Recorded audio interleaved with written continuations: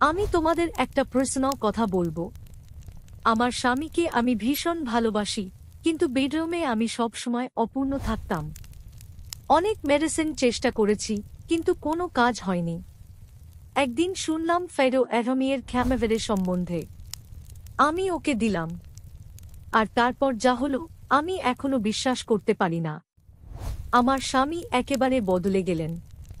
তার energy, stamina আর performance দেখে আমি পাগল হয়ে গিয়েছিলাম। সেই রাতে আমি এমন আনন্দ পেয়েছি যা আগে কখনো পাইনি।